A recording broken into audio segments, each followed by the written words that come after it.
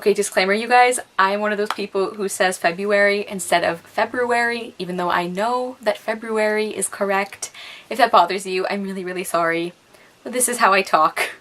Hello everybody, my name is Kara, and today I am here with my February TBR. The first readathon is Cozyathon, and that was created by Sylvia K, and I will link her announcement video down below. And basically, it's just around the time of Valentine's Day, a time to celebrate taking care of yourself, whether or not you are in a romantic relationship. There are two kinds of challenges in this readathon, and half of them are just like fun little book dates, like read while eating or drinking chocolate, or read in a coffee shop or something like that. So be sure to check out that video for those. I'm just going to talk briefly about the reading challenges and the books that I have picked out for those. The first challenge is to read a book with pink or red on the cover. And the one I chose for that is The Ladies of Grace Adieu and Other Stories by Susanna Clarke. As you can see, it has a red cover. And this is a collection of short stories set in the world of Jonathan Strange and Mr. Norrell, which I absolutely loved that book, so I'm really excited to get more from this world. And my other option for that is Ice Kissed by Amanda Hocking, and this is the first book in the Canaan Chronicles.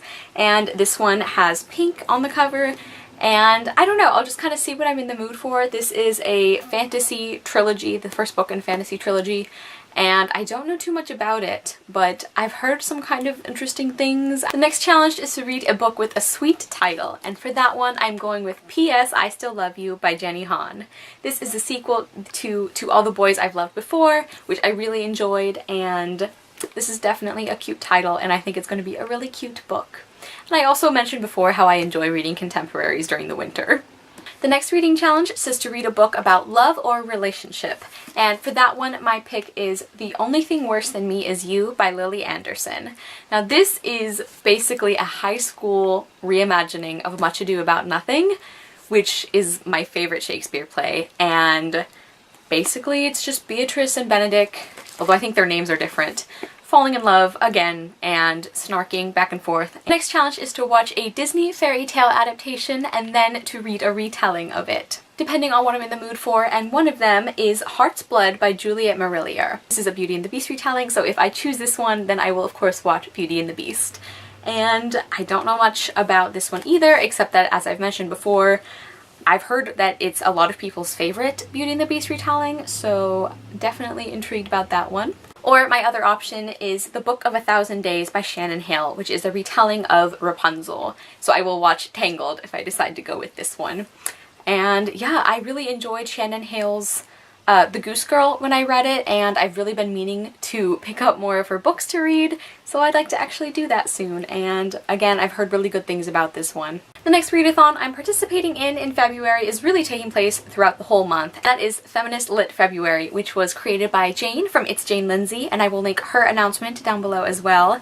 She does a great job of really describing all of the challenges and sort of what the goal is, and here are the reading challenges that go along with it. The first one is to read a book of feminist fiction. This one doesn't necessarily have to explicitly use the word feminist, you know, you can kind of extrapolate from the novel, and if it is feminist in tone or expression, or if the character definitely is a feminist, then you can count that whether or not she actually identifies herself as a feminist. The two books I have chosen for this one are Bitter Blue by Kristen Cashore and Moxie by Jennifer Matthew. You probably know that Moxie is about a girl revolution. Basically, the main character gets fed up with the sexism in her school and she decides to do something about it, and I've heard really amazing things about this one, so I'm excited to pick that up. And Bitter Blue is the third book in the Graceling Realms trilogy, and this falls under the heading of, well, they don't technically call themselves feminists, but the main characters are definitely women who are feminists. And I'm really excited to see how the series ends. I am really impressed with how Kristen Cashore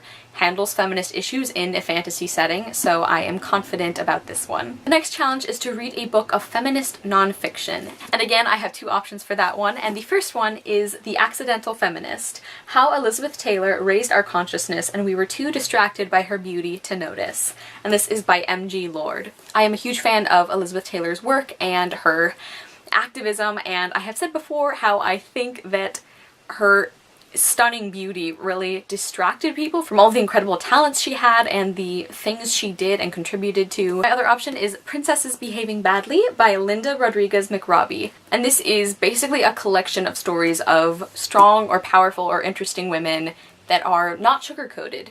So really excited to pick that one up at some point. The next challenge is to read an own voices book. And that means to seek out a book that features a character that is from a marginalized group, and one that the author of that book also belongs to. Jane did a much better job explaining that.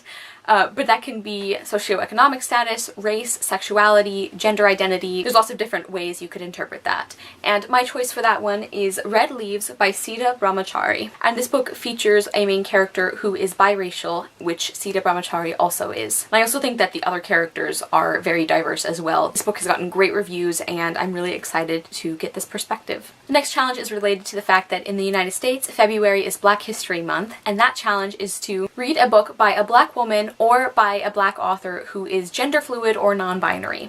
And my choice for this one I actually don't have yet because it hasn't come out yet, and that is Let's Talk About Love by Claire Kann. And she is a Black woman and the main character is, I believe, also Black, and she's biromantic and asexual. And finally, the last challenge is Feminist Freebie, or a feminist book recommendation from somebody else. And actually both of my choices for this category are recommendations from Rocky's channel, Blonde with a Book, because these come rated so highly from her, and they are Jane Steele by Lindsay Fay and All the Rage by Courtney Summers.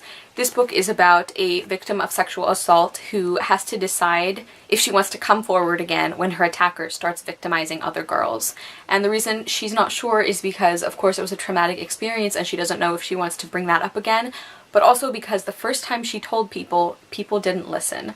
So I've heard this is an incredibly powerful book. I'm sure it's going to be a very intense read, but it's such an important one, so that is on the list. Then the other one, Jane Steele, is basically a feminist serial killer Jane Eyre, right? I believe that the Jane character in this book actually murders men who victimize women, and I think I'm really going to like it, even though Jane Eyre is the only classic that I've ever DNF'd. But one of the reasons I didn't love Jane Eyre was Mr. Rochester, so if Jane ends up killing Mr. Rochester, I don't know, I'm pretty excited about it. And finally, last but not least, the 2018 Readathon challenge for this month is to read your favorite book from middle school, from high school, and from college, and I decided to just pick the one from college. And I will be rereading my favorite Shakespeare play that I referenced earlier, and that is Much Ado About Nothing. And this is a beautiful edition that I actually just got for Christmas. I'm just gonna show it off really quick because, guys, it's so pretty. It's the signature Shakespeare edition, and they have like paper cutouts of certain scenes. It's just so pretty.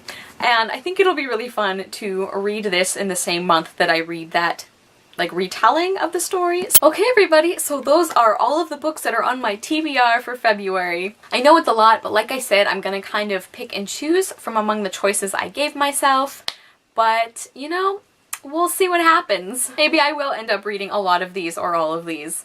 Probably not.